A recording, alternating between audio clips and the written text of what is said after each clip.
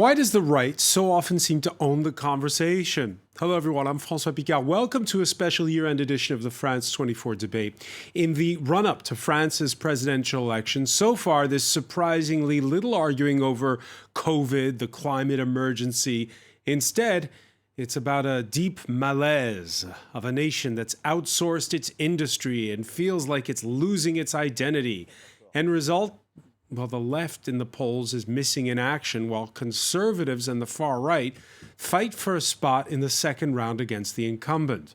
In the United States, the Democrats are braced for the worst in midterm elections, this despite serving up plans to improve health care, rebuild crumbling infrastructure, and push energy transition. Why is it that in uncertain times, where citizens want a state that protects them, do so many of these campaign races seem to boil down over who's more elitist? How did the left, whose mantra is, after all, fighting for equality, find itself on the wrong side of this argument? Certainly a big part of it is how voters inform their opinions in this, the digital age. We'll be asking about echo chambers, online communities, and push the conversation further with a question. Now that advertisers and political strategists can micro-target each one of those specific echo chambers, is that tribal impulse good for business? Will the advent of artificial intelligence further skew our news feeds and ad banners towards divisiveness, or celebrate what humanity has in common? Today in the France 24 debate, we're asking about politics and prejudices. Joining us from Berlin, Yascha Mounk, Associate Professor at Johns Hopkins School of Advanced International Studies, contributing editor to The Atlantic. I see you're getting into the holiday spirit by joining us from the airport. Yes, I apologize in advance for the many noise disruptions you're going to have to suffer. All right. We'll endure. No worries. Does identity politics make good business sense? Well, you need an ad man or woman, if you will, to answer that one. Branding and communication strategist Barberine Reiners joins us. Welcome to the show. Thanks. Thank you very much. Hello. Thanks as well to Vincent Martinier, professor of politics at the University of Nice, author in French of Telling France, Dire la France, right? Cultures and National Identity. Good evening. Thanks for being with us. And from the southern city of, near the southern city of Montpellier, he's a high school social studies teacher on recess, who, by the way, lectures at the French Political Science Institute, Sciences Po. Anthony Crézegut's doctoral thesis examined the impact of the great Italian sociologist Antonio Gramsci, who coined the term cultural hegemony. We'll get our head around that concept in a little while. Thank you for being with us. I'm glad to be with you to discuss about this very interesting themes. Thank you. The France 24 debate, where throughout the year you can join the conversation on Facebook and Twitter, hashtag F24debate. The award for biggest political blunder of 2021 goes to Virginia's Terry McAuliffe. The favorite for a second stint as governor of that state saw his double-digit lead over Republican Glenn Youngkin dissolve when McAuliffe defended his position against parents having final say on the banning of books from school libraries. Now, it's a racially charged issue in Virginia. There's been a backlash by conservatives against those who depict the slave-owning foundations of America's birth and rise. It's not so much McAuliffe's position, but his language in a debate that may have cost him the election. So first of all, this shows how clueless Glenn Youngkin is. He doesn't understand what the laws were because he's never been involved here in helping Virginia. But it was not. The parents had to veto books, Glenn, not to be knowledgeable about it, also take them off the shelves. And I'm not going to let parents come into schools and actually take books out and make their own decision. You vetoed it. So, I stopped the bill that I don't think parents should be telling schools what they should teach. I don't think parents should tell the schools what they should teach. The rest is history. Yascha Mounk, you penned a piece for The Atlantic on this. Yes, absolutely. I mean, look, there's a couple of things at stake in that election. One of it is that for a very long time, schools were closed in Virginia, for even longer than in France, even longer than in other states in the US, and parents were very concerned about that. Part of it may be, as your introduction implied, that there are some people who don't want to hear anything negative said about the United States in school and who get upset if history lessons teach about things, like the history of slavery. But there's something broader going on as well, and it's important to take that seriously. And that's that a new ideology is taking over much of the ruling elite of the United States, and that includes many teachers around the country.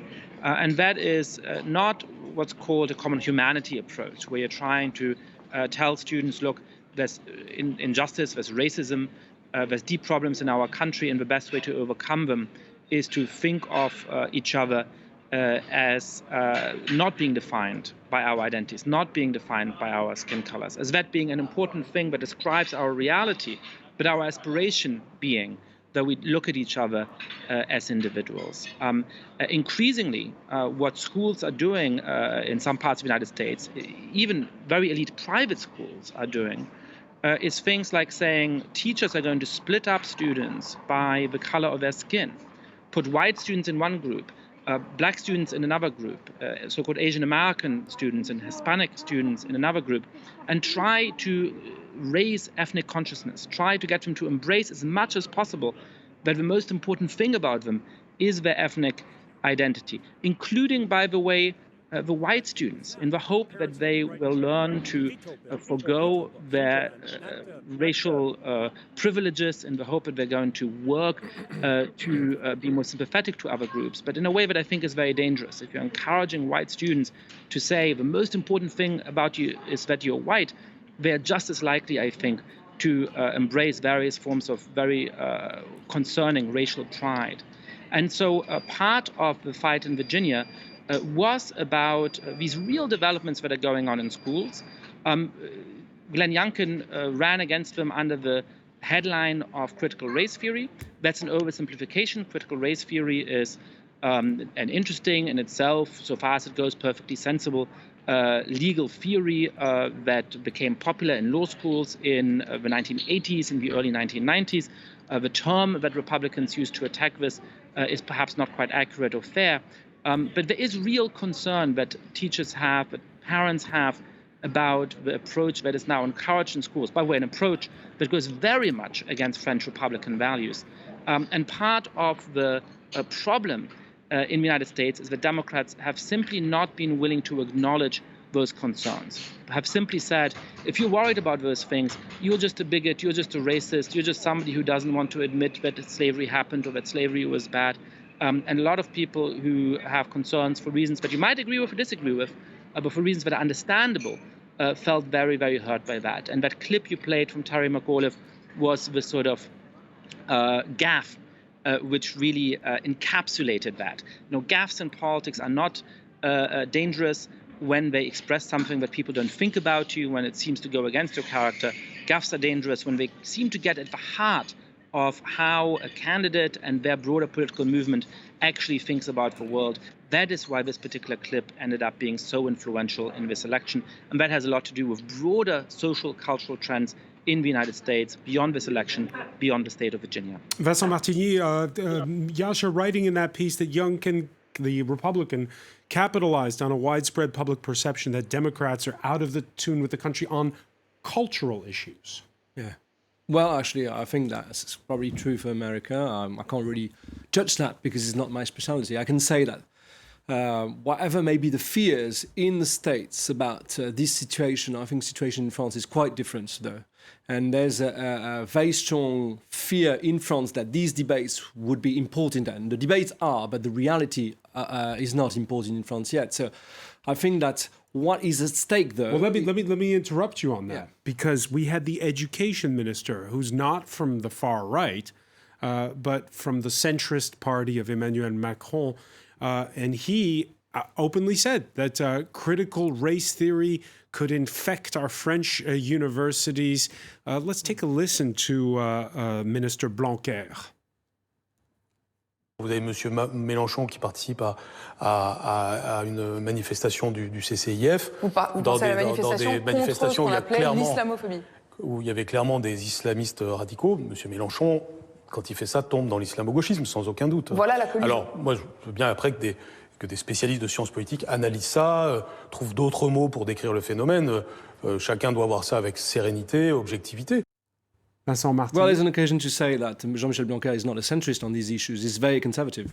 I mean, once again, position him there doesn't mean that what he says is wrong or can't be discussed. But when he says something in a very neutral manner, he's actually taking a position in the political debate that is not a central one or centrist one. He is very well positioned on it, and many people disagree with that. Once again, what I realize when I see these kind of things is that I have a memory of, in my book, I've been studying all these debates in the 1980s, and already there was a fear that these debates from America would infect France, as if America was the social lab of the French future. And of course, America as an anti-model. Once again, I'm not saying that these issues don't exist at all in France, but they don't take the same space because first, we have a centralized national education. So it means that schools and parents don't have the same role, the same power to influence this kind of debate. Secondly, teachers, and I'm sure that our guests here will be able to confirm, don't have at all the same conception of what should be diversity, inclusion, and the fight against discrimination. Once again, there's a certain conception of what is fighting discrimination in the US for the good and the bad sides. There's a certain conception of cultural wars, and this is not exactly the same debate in You France. say it's not the same, but what we were talking about at the outset in Virginia was the candidate from the Democratic Party appearing more like the elitist one. And here in France, well, we had a socialist president who got run out of town on a rail, didn't even run for re-election. His poll numbers were so bad because he seemed very elitist. Yeah, but it's not for the same reason. Once again, the reason why François Hollande didn't stood as president was completely different, certainly not connected to cultural issues. Once again, I think that there are very strong debates about how to fight discrimination in this country, how to tackle cultural issues, what is the role of cultural, at a larger extent, issues in French politics, but you can't compare them as much to what is happening in the US because, once again, in France, there's a sense of cultural homogeneity, which is certainly not the same as in the US. The US has been created on, or at least evolving around a multicultural phenomenon. In France, this is still refused as a system, even though France is a very diverse country. Anthony Crézégu, when you teach in the northern suburbs of Paris, the working class suburbs of Paris, there, when you look out at your students, what you're hearing there from Vincent Martini about the reality in France, is that your reality? I would say I quite agree with Vincent Martini. That is, most of my students in many ways are shaped by the French educational system that is quite homogeneous, even if there are diverging trends. And when I hear the statement of Minister Blanquer, I agree that it's quite conservative in a way, and I'm not sure that the way he reshaped, for instance, history program would be in contradiction with that, centered on French history, for instance, centered on very classical vision of history. And I don't see any divergence, for instance, in a way universities are built in France. You have certain margins of autonomy, but not so much. And in fact, the kind of studies that are mentioned, maybe post-colonial or racial studies, are a minority. I'm thinking about what, at a certain moment, you had the statement of Frédéric Vidal, Minister of Higher Education, saying that there may be some kind of Islamoleftism in university, and CNRS and the president of universities clashed with the minister, saying that doing an inquiry about it would be a strong statement against academic freedom, for instance. So you have this heated debate. But from my experience in high school, I would say the problem is elsewhere. The problem is that you have many trends in civil societies, and especially the influence of social networks, of capitalism in many ways, that are influencing their daily life and are in contradiction with what the education can provide to them. About the way they conceive your identity, it's multiple, and they are a little bit lost in it.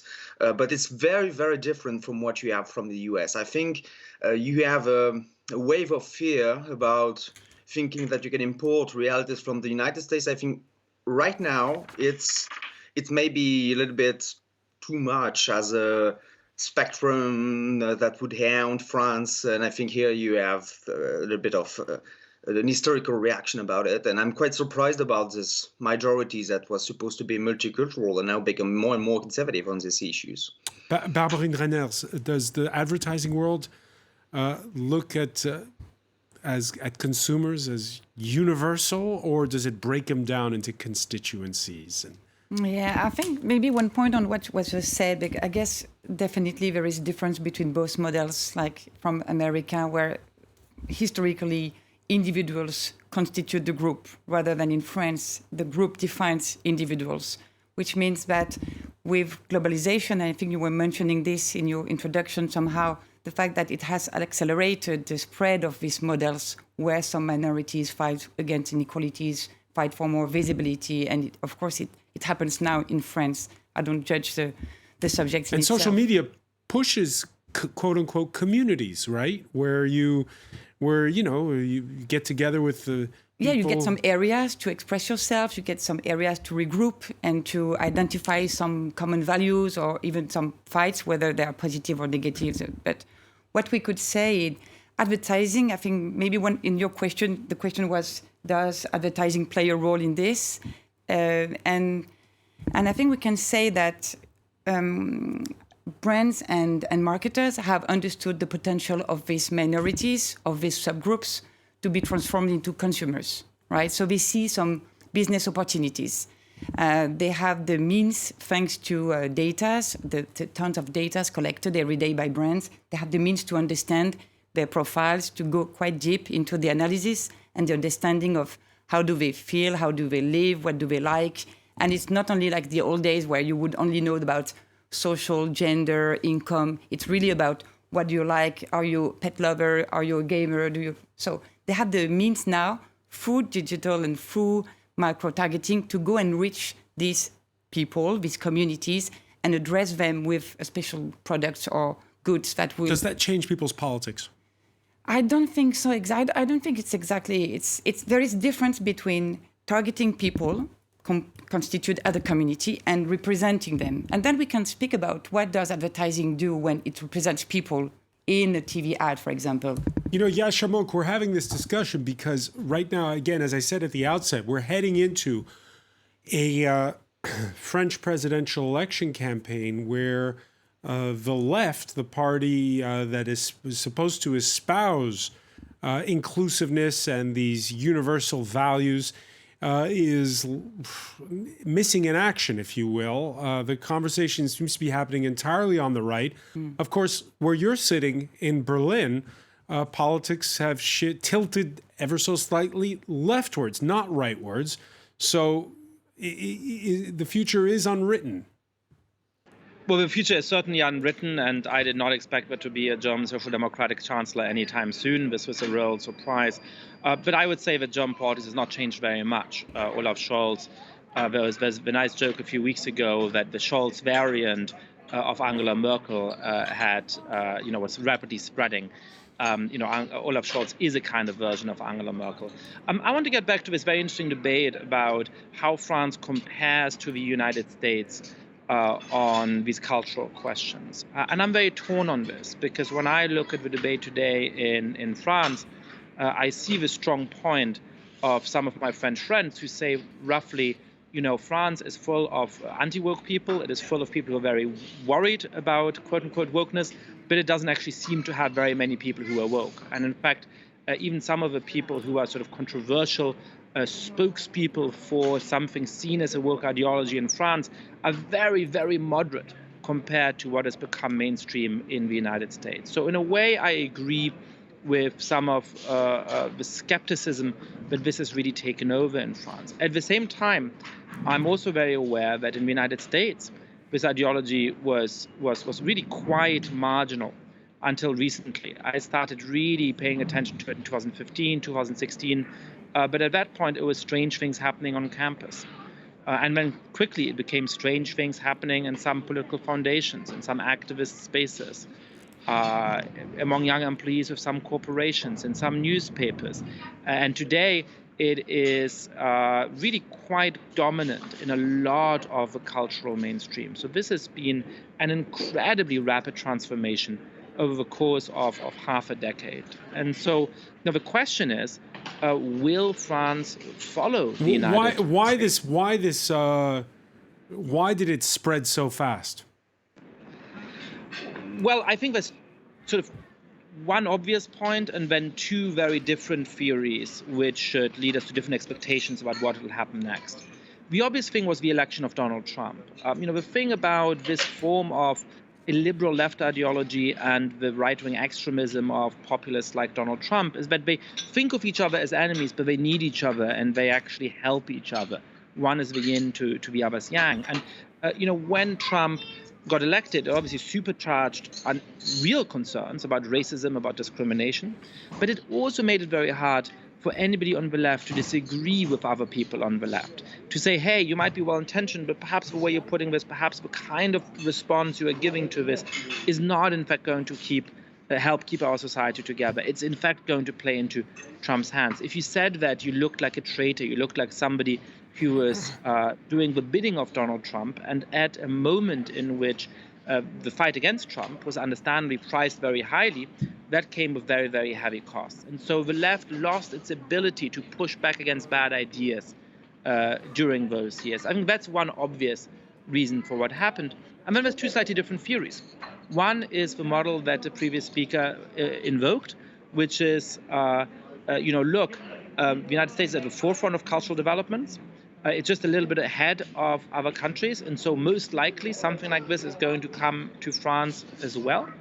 The other model for what's going on is that there is a little bit of a religious element to many of the adherents of this ideology, that there's a religious fervor, and that it has to do with the recent secularization of the United States, with a rapid shift away from Protestantism, and that actually from a notion of original sin to a notion of repentance through self-flagellation to the witch hunts that are going on, all of this looks like various forms, various moments of religious fervor in the United States. So I think if you apply something like a cultural influence model, you should think that France is likely to follow suit. If you think that this is really a kind of religious substitute adapted specifically to the American evangelical religious tradition, then you might think that a country like France is unlikely to follow suit.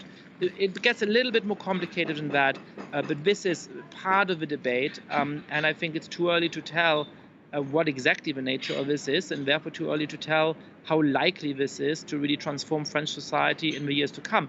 The only thing I will say is, it is true that this has not yet conquered France, but we've seen in the United States that it can conquer a country very, very quickly. And so at this point, I'm going to be epistemically modest, and say, if you're going to ask me how strong an influence is this going to be in France 5 or 10 years from now, the range of outcomes is very, very wide. It's very wide. Vincent Martini, let's get out of campuses for a second. This is the country that had the Yellow Vests movement a few years back. It started because of a tax at the pump on petrol prices. And that Yellow Vests movement, I guess you could say, ended in two very French ways. It was violent for a while. There were also this grand débat, these big town hall style meetings. And then, of course, the pandemic hit. So we don't know what the Yellow Vests effect is going to be on the election come April. It seems to be a completely different topic to what it's not a completely different topic. The reason I ask you that question is because it's, again, this question of are those who are running for office out of touch or not? Yeah, sorry, but I have to go back to what we were saying to make a connection because it's a missing link.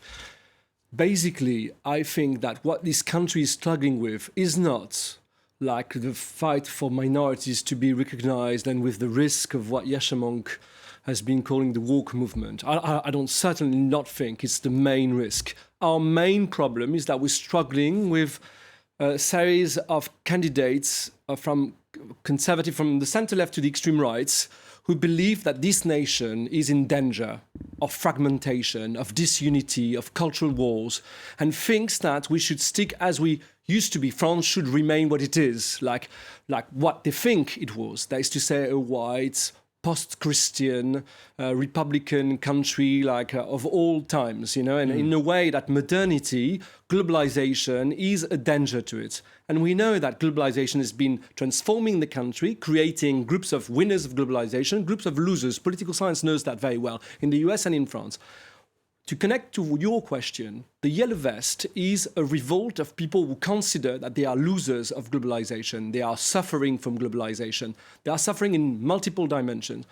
From the economic dimension, this consider globalization have made them poorer than what they were, and that the welfare state to which this country is very attached is been weakened by globalization. And there's a cultural type of threat because part of this Yellow Vest movement, I'm saying only part of it, feels that their identity is also in danger. Okay, so these people may feel, I'm saying may because we don't really know, we don't have very hard figures, hard facts on that, but may fuel the votes for example, Marine Le Pen, a popular vote.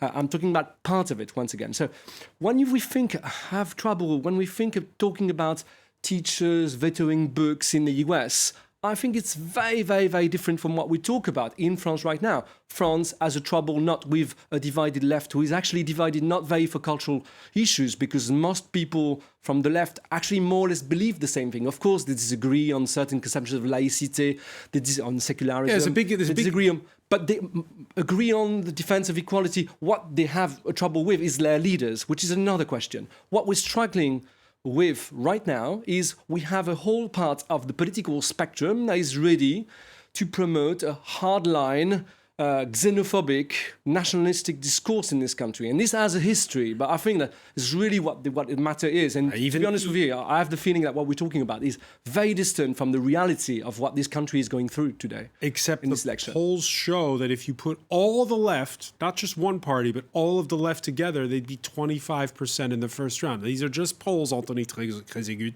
A lot can happen between now and April. But there is this sense, is there not, that the issues that matter, this sense that, perhaps the French are losing their identity is something that can't be dismissed out of hand if the candidates are addressing the issue. Even the sitting president at times talks about defending the values of Europe and the values of France. Well, I think I would talk once again from my experience as a teacher. I don't see a clear rejection of the social contract, the French social contract, but mainly indifference. That is, I think that the Republican or laïque secular contract doesn't talk to many people into the YAF, because the words lost their meaning. The people that should embody the responsibility to talk about it doesn't know what they're talking about. In fact, for the YAF, their future is elsewhere, and especially the social networks offers an alternative, but it's mostly linked to the situation in the job market, and it's mostly linked to very actual life conditions. And I think that's the main problem in France, the way the society is blocked. And for the off, the way to be promoted is not through school, partly through education. Some students from humble backgrounds and from so-called minorities believe in it, but most of them dream to be influencer, or at least a Uber driver, or to do a YouTube channel. And here you have this question of identity. But once again, I agree with Barbara, it's much more complex than identity politics. It's maybe linked to identity politics in a way. But here you have a kind of perverse situation in which you are promoting yourself in a mirror, while the screen became the final producer of your image. So it's a very difficult way to build this identity as a young man or woman in our days. And I'm not sure it's linked to identity politics. Even if I'm thinking of an example, for instance, is the way Dubai is an example for many young people in our postmodern world, and the way it is completely disconnected with the rights of minority there, of the right of the woman. And you have all this hypocrisy or schizophrenia of the modern world and postmodern world in it. And I think on all these issues, the Republican contract seems to be outdated, and there's no way to reconcile that. And I think it should be one of the questions. Like, I think the situation is a symptom of a deep crisis in the Republican contract, more than the death of France is a danger in the way we conceive republic. But it's not only a danger coming from one side, but from many sides. Do you get that sense, Barberine Renner? It's not so much the celebration of identities or the accentuation of different constituencies, identities, whatever you want to call them, but of the individual. And that we're all now being pushed to celebrate us as one man or one woman armies. Yeah, I think it's totally true. I think somehow, if I refer to advertising, which is something I may know a little bit, it's actually, you could think it's a bit cynical or a bit hypocrite, because we know that advertising and brands and advertisers have been a bit disconnected from reality for many years and picturing a society what was far from the reality. But today, somehow advertising has moved towards another way to speak to their audiences, and it celebrates the right to be different. All right, let me ask you about that. We went into the archives, and we're thinking back to the 1980s and talking about a post-racial society, or at the time there was talking about celebrating our differences while all happily living together. There was Italian clothesmaker Benetton, which sold a lot of sweaters starting in the 1980s with ad campaigns. Here you see them at the time were meant to shock those unwilling to embrace what seemed like the inevitable march of history. Your thoughts, are these ads out of date, or would they still work today? Well, I think I may surprise you, but I think it's a kind of a loop. It's relevant again, because I don't know what happened over the 20 years or 20 or 30 years. Sorry, I'm old enough to know these ads, but the fact is, it seemed that, yeah, it's true. The way the advertising was picturing the society was totally disconnected for some reasons. But now what we observe today is brands have developed new way to advertise or to communicate. And now what brands want to do is to overpass their products and services and play a positive role and have a positive impact in society. You could say it's maybe not their role, whatever. The fact is that consumers expect brands to be more responsible and to also invest some efforts and money into more positive causes. And I think it's also a reason why it's happening and why people expect that from brands is that they know that companies are well organized, they are efficient, they have money, and they rely on them to play a positive role and to do something which has a concrete impact. So very often it's about environment. Brands will try to act positively on the environment to protect, but many brands will also... Are they really trying, or are they just greenwashing? Yeah, of course, there is a lot of greenwashing, definitely. And first thing is that they have to limit their footprint. So most of their efforts is to limit the damage they may cause. And some of them will add in and implement efforts to do more, right? To have a positive impact rather than a negative one. But some brands also act on a social basis. They won't go on the environment landscape, and they will embrace some causes which are much more into the social universe and world. And for example, they will push the visibility of some minorities or some groups of subgroups. And is micro-targeting in that way the only way to go, or is it still possible to reach as broad an audience from as diverse, rich, poor, whatever gender, religious minority you are? Is it possible to reach a broad audience still today? It's interesting what you say, because actually we don't watch TV anymore that much. The young people is disconnected from TV. So actually we are not living in this ideal age where everyone was in front of his TV set and would discuss about it the next day at work or at school. But the fact is, you still have some brands celebrating minorities. For example, it's interesting to see that there is this brand Tommy Hilfiger, which was for years associated to a very white, rich people model, and who has turned radically towards celebrating minorities. And I think their recent tagline is, let's welcome all to move forward together, something like this. And it stages minorities saying, we have to take into account the other minorities. We have to regroup and to share together because we have more to gain together and we shouldn't be separated. So it's interesting because it's exactly about what you were. Yashamok, what was your reaction when we saw two major corporations in the U.S. state of Georgia, Delta Airlines and Coca-Cola, take political stances against efforts to suppress minority voting rights? I think that's a complicated question. I think fighting for American democracy is something that shouldn't be partisan, and I welcome everybody in the business community who stands up for the integrity of elections, who stands up for ensuring that every American gets to vote, and who stands up, most importantly, against some of the laws that are taking place in states around the country now that politicize the process of certifying the outcome of a 2024 election, which is the real danger of a constitutional crisis at that moment. At the same time, there were sort of slightly odd bits about it. Actually, there was laws in other states that seemed to be much worse than the one in Georgia. So the corporations looked a little bit like they were cherry picking on Georgia. Sometimes this can be symbolic action, and then on other very important fights, like the blatant violations of human rights in China, where there's bigger commercial interests at stake, companies are very quiet or fire employees who are more critical. So I think it's very important for companies to actually come up with a relatively consistent standard.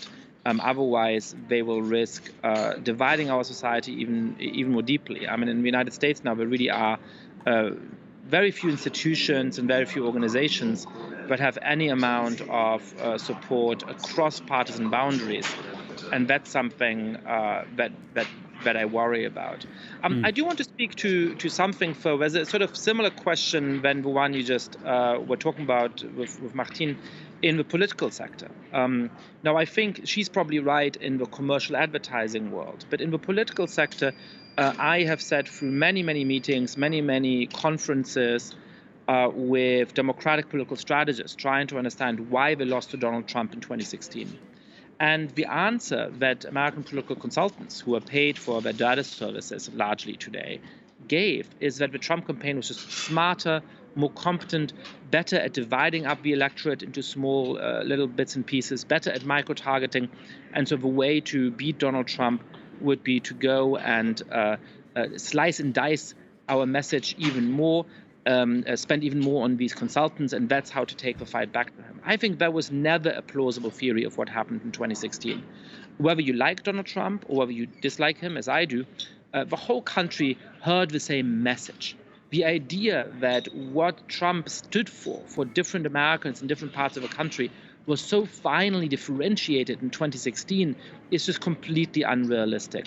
He was on the news every day because of his provocative statements, and whether people liked them or whether they disliked them, they heard the same thing.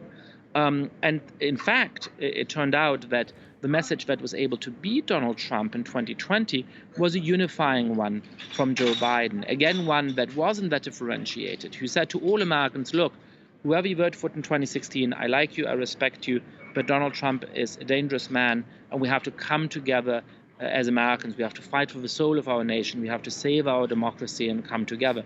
Not everybody liked that, but again, everybody heard the same thing. And so at least in politics, I think, those unifying messages those unitary messages are often more effective than saying, I'm going to appeal to the soccer moms in this way, and I'm going to appeal to Latinos in that way, and I'm going to appeal to retirees in this way, and then we'll sort of cobble together this majority. And this is a connection between some of my concerns about the cultural developments in parts of the United States and my electoral concerns, because I think that those are making it the sort of supremacy of these ideas in certain circles of the United States, but the kind of circles that are most influential on campaigns, the kind of circles. And it goes beyond. It goes beyond the United States. Barbarine was also talking about this issue of micro-targeting, and you can add another layer to it, which is now artificial intelligence. It's now computers that analyze what you want. A U.S. right-wing columnist, Libby Emmons, wrote about her worries over artificial intelligence in The Federalist back in 2019. She asked, at what point does the interaction switch from programmers teaching machines how to determine our wants to machines telling us what we want sooner than you think, perhaps? As Facebook whistleblower Frances Haugen made the rounds this year, testifying before various parliaments and regulators on both sides of the Atlantic, she called out this unbridled push to join so-called communities. Facebook has been pushing users to join groups for years, and those groups are selected with engagement-based ranking. And as a result, last year there was a scandal. 65% of people joined Nazi groups in Germany, because Facebook recommended those groups to them. Isn't that crazy? The reason this happens is Facebook wants you to stay on the platform longer. So Vincent Martigny, your book, Cultural and National Identities, how much of a rewrite would you need when you hear the testimony there? Well, actually, the good thing with my book is that it was a history book. So I was working about the origins of this controversy in the 1970s and 80s and 90s. So, I would need an update. But the point is, we're having a French election here using these U.S. tech tools, right? No, I think clearly it's a danger to democracy, clearly. This micro-targeting put on the electoral market because, of course, elections have become some kind of a market that is considered by politicians as a market itself is a problem. We don't really have the same issues, once again, as the US, because we don't have the ethno-cultural market, because, as you know, we don't have the right in France to gather data on ethno-cultural dimensions. But we have the right to do it based on other type of identifications. And of course, Barbarine knows that it's very important in the business world. So in a way, depending on where you live, depending on what you buy, well, you may be tempted. It's very easy to organize a robot portrait of what you vote for. So it's clearly a danger for us. Yeah. And how you get that message across from your constituency, how it becomes a question of identity, cultural pride, and even, dare we say, a weapon of, to use old school terms, class warfare. Under Mussolini's fascist dictatorship in Italy, the Italian sociologist Antonio Gramsci was languishing in jail when he wrote his prison notebooks. There he wrote, the supremacy of a social group manifests itself in two ways, as domination and as intellectual and moral leadership. This idea that one side gets the upper hand intellectually, Anthony Crésogut, is fascinating because this was, when I was growing up, an icon in left-wing academic circles. Now, the right has adopted Gramsci. Why is that? Well, that's a difficult question to explain why the right wing hijacked Gramsci. First of all, I think Gramsci is more relevant than ever, as you mentioned, because he has seen the birth, the genesis of fascism in the discourse, and the way it has strange connections with the collapse of liberalism. It's born a little bit from this collapse. What's interesting Gramsci in his youth is talking about the face and the mask. And everybody, especially in the context of war, and I would say is writing in his youth in the context of real war and symbolic war, you have to invade the mask and see the face of the people behind the discourse and behind their conception and the conception of the world you have behind. And what he finds is that most of people, what he calls the subalterns, are slaves to the representations of others, to their worldviews. They are a real broken face, gueule cassée in World War One, and surgeons of public opinion are like sewing up in a way or another their face, but they are misshapen. And most of intellectuals are proposing unique visions of the world, perfect, pure vision of the world in their ivory tower, like in academia, but you have a gap between the subalterns and these intellectuals. And for Gramsci, this gap, what he calls a distacco, is the main reason why you have a space between these two groups in which you have an hegemonic discourse that is So prevailing. Anthony, we're out of time, so I'm just going to ask you briefly then. Heading into the French presidential election campaign, you're saying the danger is that the elites are out of touch. How out of touch do they seem? You have a loss of contact between your what could be an ideal of for Gramsci. It's about enlightenment. It's about humanism, what you could call the Republican social contract. And this ideal is broken. When it's broken, you have another ideologies that can come from that. From the so-called right wings that has hijacked Gramsci is coming from the 70s mostly. You have some iconoclastic groups from the far right that were proposing to take some elements from Gramsci, but in fact it's only a slogan, it's only cliche. Win the cultural hegemony from the left from 68 to 81, win the battle of ideas, what Sarkozy said in 2007, what Philippe de Is there a Villiers said danger for the upcoming election? I think it's just a symptom of something. Like, it's just to say that we have taken even the arms, the so-called weapons, and the arms of the left, and we will win the battle on the public space. But all these things are only the surface of a reality, a 99% of a reality that is behind these models. Of course, for the left wing, it seems to be the last things they have lost, the symbolic battle and discourse, but all these things are, for me, it's only the surface. All right. It's only the surface, what we're seeing, that political theater that you talk about, which is going to unfold between now and the month of April. I want to thank you, Anthony Crézegut, for joining us from near Montpellier. I want to thank Yasha Monk in Berlin, Vincent Martini, Barbarine Reiners. Thank you for being with us here for this special year-end edition of the France 24 debate.